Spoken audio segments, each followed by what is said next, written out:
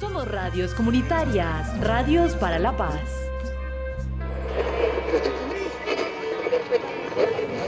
Tu emisora comunitaria, donde todos nuestros oyentes pueden participar.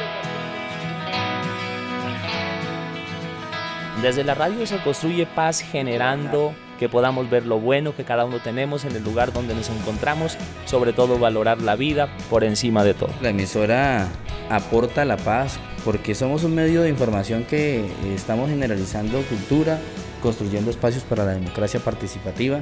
Cuando nosotros utilizamos estos medios de comunicación o los medios de comunicación alternativos, nos damos cuenta de que hay otras cosas que los medios oficiales no quieren mostrarnos.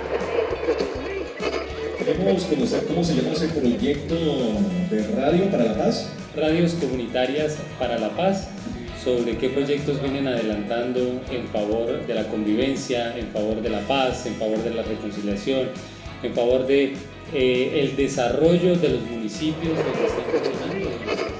A nosotros no nos interesa promover la guerra, sino promover la paz. Desde donde quiera que nos escuchen, la radio transforma. Que dan ese espacio, que dan esa posibilidad y que le dan la oportunidad a la persona del común, al campesino. ¿Qué le hace falta a la emisora para poder contribuir mucho más al tema de la paz?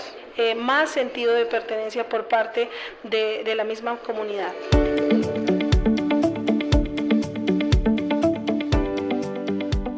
Es llevar ese mensaje a través de los locutores como seres humanos que también queremos esa paz desde la comunidad, desde el barrio, desde la cuadra y por supuesto así demostrarla a todo un país. Esto es una herramienta fundamental para construir paz.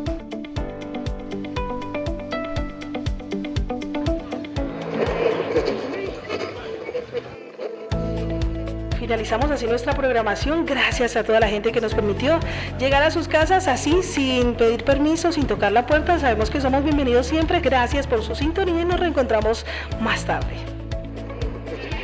Radios Comunitarias para la Paz y la Convivencia, un proyecto de Resander, financiado por el Fondo Europeo para la Paz de Colombia, dirigido al fortalecimiento de la radio comunitaria como actor relevante en la construcción de una cultura de paz y convivencia en los territorios.